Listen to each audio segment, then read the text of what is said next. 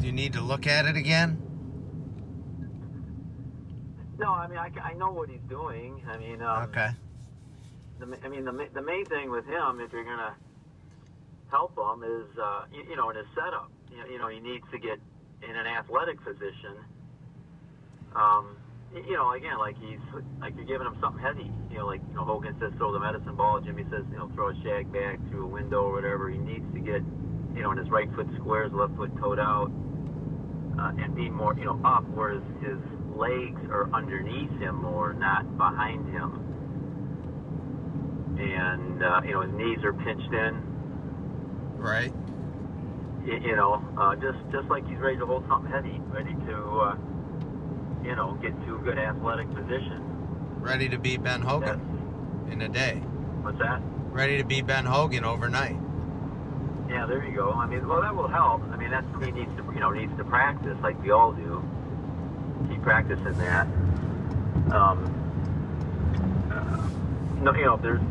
Is there anything like you thought in particular that?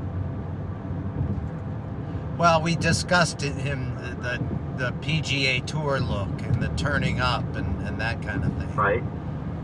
Well, he needs to be soft. Like I said, he needs to have his grip more square. Where the palms facing each other. There's always leeway. I mean, you can have it turned a little bit one way or another, but once you start going too extreme, now you're gonna roll your hands or you're gonna take it back shut. So you want his hands more palms facing each other in that clapping hands position. Doesn't matter what grip, whether it's interlocking, overlapping, 10 finger, it doesn't matter. I would recommend him hitting balls or starting with like a split hand grip or a 10 finger grip, just to feel his right side being activated. Those are the main things. Just the basic setup position where the club's more in center, pointing in his sternum or just slightly left, which is okay. The hand thing's going to be hard because that's usually hard for somebody that has their hands turned over like that.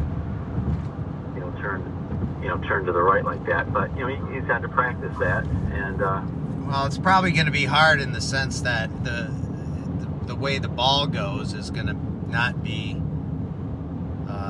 super great right out of the gate. Yeah, but you said he was in trouble, but then that helped him. Whatever the information you gave him helped him. It was mostly the left arm, the left arm connection and how it moves during the downswing, how it folds instead of guides. That was pretty much the basis of the rest. I didn't have enough. That's all I could see when we were together, and it was live motion.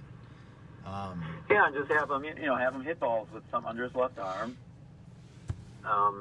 And again, hit a lot of balls with his hands separated, just about like 2 or 3 inches just to start. Probably a little more, maybe about 2 or 3 inches just to start off. Haven't hit a lot of balls that way. Feeling his right side, and having him hit balls just with his right side only, so he can feel his right side doing the work. I mean, like that's the motion going through it. Like he's throwing it, like you're throwing the club head through the ball with your right side to the target, where the toes pointing toward the target, just making a throwing motion. He can actually hit some balls. He'd probably be able to do that. Oh, I'm sure. Just hit balls with his right side. And the first thing in the backswing, get him something heavy. I'm going to first, now that I'm in that athletic position, and my center's up, my legs underneath me, then I'm going to go back to throw it and show him that first move of taking the triangle, your shoulders, the left shoulder girdle center back into the right leg, feeling that that shift and that coil into the leg, keeping his right leg braced, not rigid, just braced a little bit, like a boxer or the batter in the batter's box. That would give it good. It would probably help him if he's probably played some baseball or whatever. And that way he can feel the brace and the shift and the coil into the inside of the right leg. No, I think I can't remember. He hasn't played any stick and ball sports. This golf is the first. But he only picked it up at the age of 23. So he said he picked it up during COVID. Oh, really? Okay. So well, I mean, it sounds like he's some sort of an athlete, and he's a quick learner. Seems like he picks it up pretty fast, pretty quick. Yeah. But in his case, you would say, like, if you were going to chop a tree, if you had an axe and you're going to chop a tree, get into that backswing position. Where would you be? Or if you're going to punch me, if you're going to punch somebody, go back like you're going to hit me, and they'll automatically feel their weight shifted into their right leg. Or again, too, if you had something really heavy for him, something that weighs like 20 pounds to start. Now, if you're going to go back to throw this, see how your weight shifts into that, and then have him brace up his right knee. So those are some of the things that would help him, feel the weight, feel the coil into the inside of his right leg. And you want everything in the inside of the leg, inside of the foot, inside of the thigh, inside of the hip. Yeah, the funny thing for me, and I gotta imagine this is true for a lot of people, is that when I'm only using my right, like we discussed, like hitting the seat of the cart or something like that, I see how the whole right side comes in. And then I add my left, and then my right arm wants to take over and go like over the top or whatever.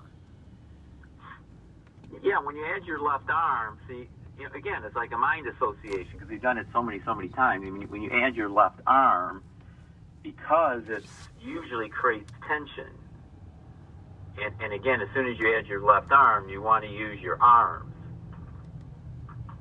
Okay, so the left is creating tension, and the right feels like it's gotta, if I'm trying to use my right now my left is in the way, and my right feels like it's gotta, like, get around it or something. Yeah, it's in the way, and it's resisting. I can't use my right the same way when I'm just hitting balls with my right side, because my left's in the way. It's resisting. It's not allowing me to do that because it wants to take control. Because we were taught, everything that we were taught uses the left arm. Yeah. So the left arm, if you don't, know any better, you just grip it with both hands. I want to use my left arm. I mean, that's the old habit in my mind. Like if I gripped it like left-handed, I'm soft, but when I grip it right-handed, all of a sudden I'm tight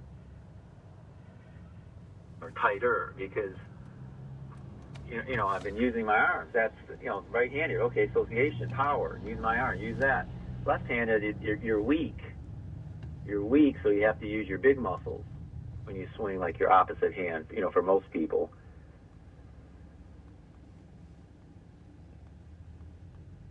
And you can have them do that. That would probably help him. It usually helps most people, not everybody, but most. Have him hold the club like he's playing left-handed golf. Say, hold it left-handed. Now, see how soft you are? And it'll probably be a lot softer. Well, that's how you want to be right-handed. That's how you want your arms to be that soft. The best you can. And then have him do some swings left-handed, he'll probably do a lot of good things. Yeah, it's like we're trying to create an artificial triangle with stiff arms. Well, we're not trying. That's what we were taught. We were taught to do that. I'm not trying to do that. If nobody taught me anything, I wouldn't do that.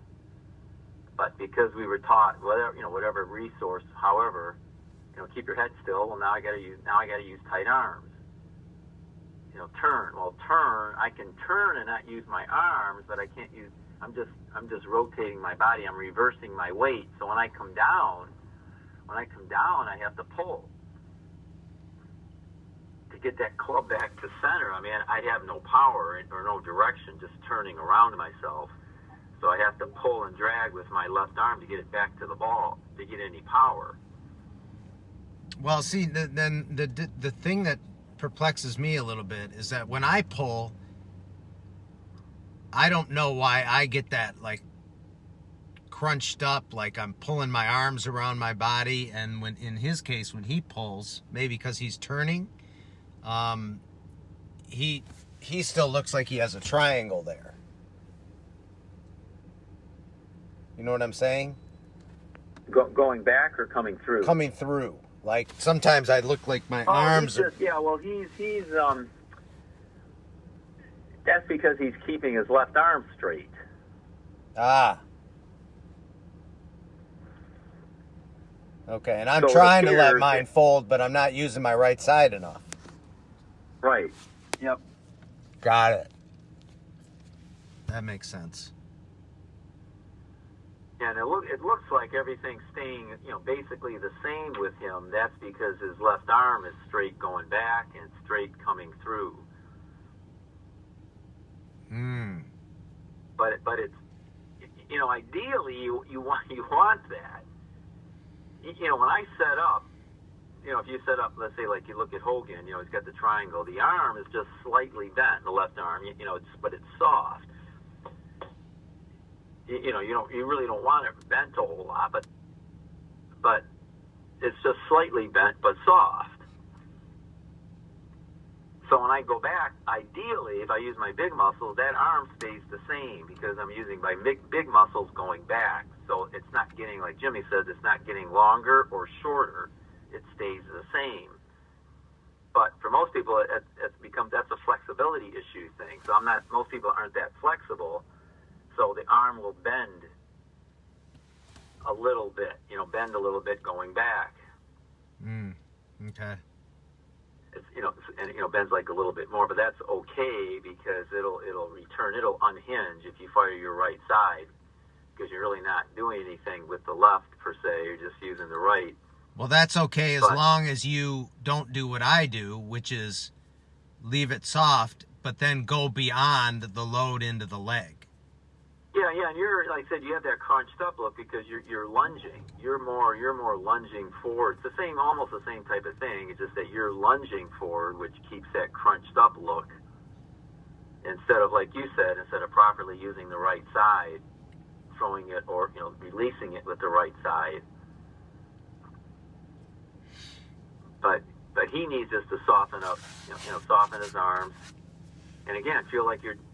Like he's taking center back, taking the triangle, taking it into his right leg. And that'll just get him started. Something heavy back and through. I'm taking something heavy. For him, because he's a younger guy, it depends how strong he is, but something, like around 15, not too heavy, 15, 20 pounds. I'm just going to go back into my right and throw it back into my braced right leg, pinched in right knee, right leg, throw it, right leg, throw it. And he'll start feeling the shift. The motion not turning up and not going around himself, but, back to the right, throw it to the left, back to the right. So that'll get him the first thing, the motion. And then when you separate your hands, now you want to feel like when you're throwing through, you're throwing or pushing with that right side. And the right hand throwing it through the ball. Again, the club head, working on swinging the club head through the ball to the target like you would a tennis racket. See, if you gave him a tennis racket, he would probably automatically, just with his right hand, do it. Don't put his left on right away, but with his right hand, he would automatically kind of shift back. He wouldn't go around. He would take it back into his right leg. You'd feel the shift, and then as you bring it through, you would bring the strings back to the ball. You wouldn't bring the handle back. But you can always see, in case a person did that, you have to look at them. And then, it's the same thing with the right side. Just that his thing, again, like most people, is his right arm is, stiff. So he really has to work on, putting something under his left arm and using his right side and not using his left arm, which is tough at first, but you just got to keep practicing. Yeah, it's just easy to practice. You just got to practice and do it. And do, again, do a lot of half swings. Do a lot of half swings and feeling the right, releasing the club head and the club through the ball toward the target. And that would help at least get a good feel of the right side and how the body shifts. The main thing he needs is a good setup, better setup, and then again, the shift. Instead of staying over the ball, he needs to learn how to shift to his right and then to his left. Even if he's not doing it, ideally right at first. Yeah. What about the closed club face and all that? That looks like one of those Victor Hovland type of deals where people are trying to do that to get the more distance or something. Well, if he, again, well, you can give him like the. What do they call like that? The swing. bowed wrist or the? That bow. He's doing a lot of that bowed wrist. Well, I don't know for sure. I just know the club face is pointing at the sky at the top. Oh, yeah, okay. Yeah, well, again, you do a lot of half swings, toe up, toe up. When you go back to about waist high, the toe should be pointing to the sky. Like to the target, not turned so much. It doesn't have to be perfect, but to the sky, to the target. And then as you follow through, you can give them the finger drill. Just point to your target. Make sure the toe, again, is pointing to the sky and to your target. Do you want me to give him the finger? the index finger. Okay. All right. Not that other finger. But, okay. But that'll give them the path. Waist high to waist high. And it would be the same thing again. Like if you had a tennis racket, he'd probably do about the same thing. Take it back with your right side to about waist high, and then as you follow through, the racket's not turned all over the place. It's usually still pretty square to where you started, and then as you bring it through and swing through the target, you'll see the toe of the tennis racket pointing to the target. If you don't do it, if you don't hang on to it tight or try to roll it or anything, you're just propelling the ball, trying to hit it straight, not putting overspin on it, but I'm just going to hit it straight over the net on the other side. It would point. So those are some of the easy things that would show him how easy to get him started in the right direction. Okay. And just hitting like the cart, like you said, just hitting like a cart or hitting something with his right side. He'd go back into his leg. I'm going to hit this hard. I gotta push this wall. I gotta push this cart. See, that's your power. And that'll get you out of like hands and arms. So to hit it, I wouldn't use my wrists and roll my forearms.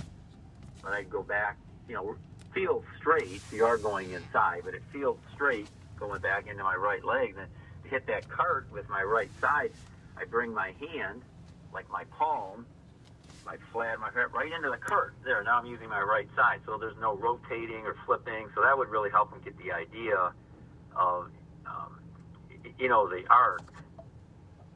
Instead of using his hands and pulling and his hands and wrists and forearms. Mm-hmm. That would help a lot. Okay. And that would give him something to practice, making sure you don't use your left arm when you do that. Make sure it's connected.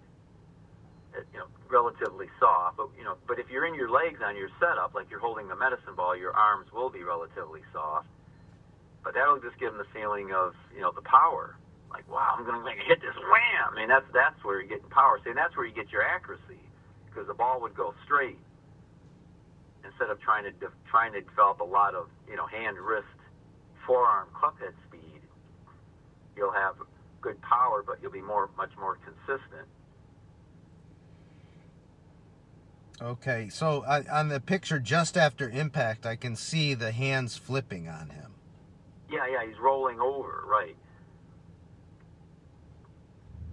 And that's got it. So that's because of turning and pulling and stiff-armed. Yeah, the only way he can square it up, because again, on his backswing, he's in a reverse weight shift position, and he's using a lot of his arms and upper body. And in order to square it up, when he pulls down, he has to use his hands and wrists, or he would just pull the club into the ground.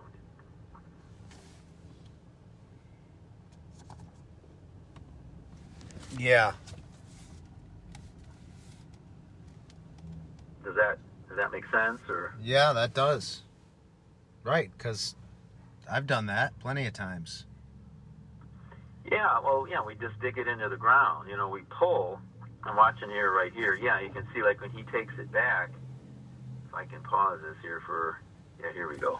When he takes it back, it's not. Some reason it's not working out. I'll have to let it just go. Yeah, he stays over it. His arm, so he pulls down, and that's what they do on the tour. They stay over the ball, they turn up, and then they pull down. They pull down, and then they rotate their hands and forearms to square the club face up. that's how they're told. That's how you hit it straight. And again, you use your hands and arms and wrists to try to get club head speed. Because you'd never be able to square it up any other way. But again, it's almost like swinging in that swing ring. You remember that? Yes. Yeah, that's what they're doing. That's what he's doing. Whether he's intentionally doing that, but that's the swing. Which is a circle and not an arc. Right. Well, yeah, it's not an elliptical arc. You're just making a circle around yourself instead of going back and up. Yeah. Into like an elliptical arc. So there's a little bit of weight shifted, but you can't shift too much because his feet are so narrow. Do you know what club he was using there? 8-iron, I believe. Is it? Yeah, okay. I mean, you can be a little more narrow with an 8-iron, but generally, like Hogan with a 5-iron, you want your inside heel measurements, outside shoulder width. Then you can be like a little more narrow with a shorter club, but you still have to be in an athletic. If you're too narrow and you can't shift your weight to make a throwing motion, then you're too narrow. So you have to be wide enough to where you can throw something heavy. Got it. Is that? Sure. Otherwise, there's nowhere to go with the weight. With his hands turned that way, his left hand turned to the right. His first move is he rolls. He turns his hands going back. Whether he was told to or he has no choice. Okay. Hang on 1 second, would you? Yeah, go ahead.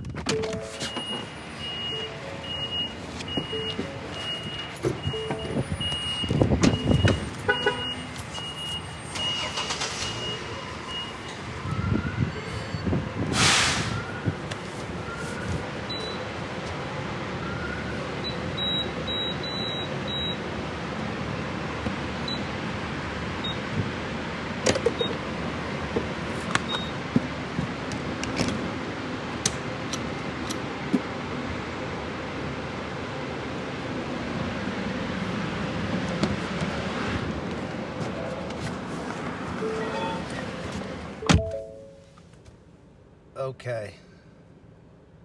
I'm back. You back? Yeah, no, I got him right after impact. Was able to stop it. And right after impact, his left arm, again, he's blocked. His left is above his right. It's still pretty stiff, and like you said, he's hanging back. His head's back, so there's no drive at all. His right foot is still on the ground, so there's no push or drive off his right side. Again, because he couldn't. Or maybe, he's not trying to do that. He's doing something else. So he's turning, then pulling, and then rotating his hands and forearms to hit the ball. Okay. So the standard PGA Tour swing, like you said. Yeah, no, that's exactly right. Get your arm, turn your hand over to the right. Keep your arm straight. Keep your head still. Turn. Of course, he's turning up on plane, not around. But, turn up, then pull down, and release at the bottom. That's your typical PGA Tour swing. And hold that thought for a second. Hold that thought. Somebody's been working. Hold that thought. Somebody's Hold that thought. Hold that thought. All right.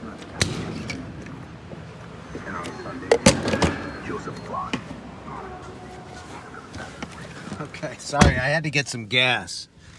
All right. Sorry. Somebody's been working with him, you said. Yeah, it looks like somebody, or if he's done it by himself, then again, he just goes to the normal resources. Whether it's again, book, a magazine, a video, online, golf channel. So he's just doing the basic, like you said, the PGA Tour stuff. There's no drive through. There's very little push. There's hardly any push. It's just like an afterthought. His right side moving forward because he's trying to go forward, so his right side is just kind of moving, so he doesn't fall over. So, but there's no drive or push. His right foot is almost still like flat on the ground as he comes through. Okay. So just having him throw something heavy, back and through, but even pretending and throwing something heavy would get him to shift his weight. There's very, because of his swing, there's very, very little weight shift.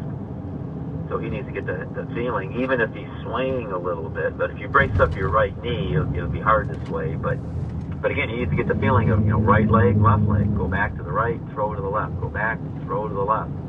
And that would get him, started in the right direction. And then, putting something under his left arm and just split hand would help him a lot. And feel like he's using his right side on the downswing, throwing it, not pulling it. Like you said, you can see him how he's hanging back. So he's, again, swinging under and up.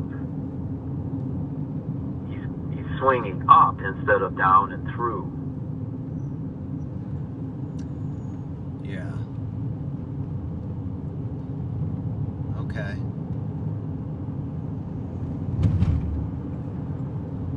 This was an interesting analysis. It's just a normal. Right, you've seen it 1,000 times, right? Yeah, I'm just gonna say I've seen it a million times, so it's just like the normal thing. What do you think? Again, what do you think Jimmy would say? Well, he would. Yeah, I mean, he would just say the same thing like Lori would say. Well, he just what did Lori say? Blocked and flipped. Yeah, block and flip. So basically, that's kind of what he's doing. The typical, it'd be the same thing Lori would say. The typical, typical swing, typical PGA swing. Or, if you had any pictures of Hogan, show him how Hogan, throwing the ball to the second baseman. See how his right arm is his right side is extended to the target, where he's hanging back. He's like swinging up. He's not extending to the target, so he has a short arc instead of a long arc. So it would be like if you were swinging in that swing circle, the club is going up when it should be going down the line. Right. Yep. Because it's following the circle. Yep. And you're doing it with you're doing it by turning and using your arms and hands and wrists. Yeah, it's all basically, there's very little legs in there. I mean, there's no leg movement at all, because there's no shift. So you're not using your legs, you're just using your upper body, like your arms and hands and wrists and everything. Just see his shoulders are moving, but they're not moving back and through. They're moving, like up. They're like tilted. He's going up and down with his shoulders instead of back and through with his shoulders. So not like picture. Chopping a tree at all. No, not at all. You can see, like, again, in this picture of just after impact, yeah, he's tilted. His left shoulder is way up, and his right shoulder is way down.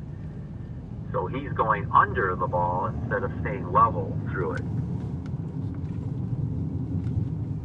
Yeah, I know that feeling. Yeah. So does that help? Yeah, that's like I said, very, very interesting and fun to listen to. And then you show him, if you can show him, even with his hands separated, like Jimmy shows in the drill, with your hands separated, take your right side and square the club face up to the back of the ball. You wouldn't do it by pulling down and then rotating, your hands, wrists, and forearms, but you would just take it back and square it up. Again, just like you're hitting the cart. Yeah, you just push it there. Yeah, I'm going like, so my whole right side is just coming into that and like smacking the back of it. Yeah. Creating speed because it's a direct way. So you have speed because that's fast, not fast with your hands and arms, but it's direct. So that's quick to the ball. I'm not taking an alternate route. I'm going right back to the ball. See, that's fast. And then you have the power out of your big muscles, your shoulders, your hips, your legs, it's everything going like bam into it. And so now you've got natural speed without trying to create speed, and you've got power out of your big muscles. Yeah, I think you take away the equipment and the balls and the conditions and all that stuff, and the tour players that are swinging like you're talking about are not going to be able to even hit it 260 yards. Yeah, and again, they're inconsistent. Well, they muscle it. And like Jimmy said, they're doing some things right. I mean, you don't see too many bent over too much, so they're up. I mean, they're doing some things, and again, they're muscling it. So they get distance from their, from the hands and wrists going through fast and muscling it. That's their power source, is their strength in their arms, not out of their big muscle. And that's why they're inconsistent. Because, if you tried to hit a cart by muscling it and then using your hands and wrists, you wouldn't be able to push it straight. It would go crooked. Yeah. Probably never go the same way twice. Yeah, if you took your right side and just went into it, it would go straight. So you have power. Again, we want consistent power, not to where you're hitting it 400 yards and the next one you dub 5 feet. You want to hit it, 250, 250, 250, 260, 260, 270. You want to be consistent so you can shoot consistently low scores. I'm not out there trying to hit it super far. I'm out there trying to hit it far enough to, like Jimmy says, Calvin Pete, to get it on the green in regulation to where I can shoot consistently low scores. Not like he said, didn't he tell you one day, what did he say, one day 87 and the next day something like 75 or something like that? Or he's inconsistent, and that's why relying on timing with his hands, arms, and wrists. Yeah, he might have said something like that. I don't know. Could have been somebody else. I can't remember the numbers, but I can't remember the numbers, but you kind of told me something like that. And that's going to happen. I mean, that's the way most people, that's the way I was. I think that's the way you were. Like I said, I can shoot 75 one day and then 85 the next day. Say, how can that happen? Right. Now I just shoot 100 all the time. Yeah, right. You're just inconsistent. But this will help them be much more consistent. And again, telling them, if you talk to them, don't worry about hitting it far. That you'll get better at that. But the main thing is to be consistent, keeping it in play and shooting lower scores. And then again, your short game is the same thing. It's just a miniature version of the full swing. So you're not changing anything. You're just changing. You're set up a little bit and changing the length of your swing, but doing the same thing. So you can be consistent. If you did something different with your short game than in your long game, then you would be inconsistent. You'd really be inconsistent.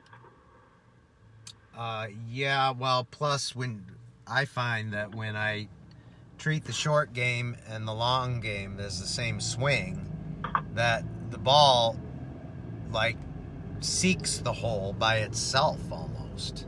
Oh yeah, well again, it's almost like magic. Like it just kind of goes towards it, spins a little bit, and then putters out right by the hole. Whereas when I'm doing it with all these different techniques, then there's a bunch of roll involved, and I got to guess how far it's going to roll out and how high to hit it and all this other stuff. Right. Where it's just way more straightforward. It's just you're just pushing the ball to the hole is what it feels like. Yeah, you're just, again, if I had a ball stationary in front of me and someone said, it's not moving, it's just take my hand back and hit it. Well, I would hit it straight. It would go, pretty straight. Hit it straight. If I do other things, who knows where it's going?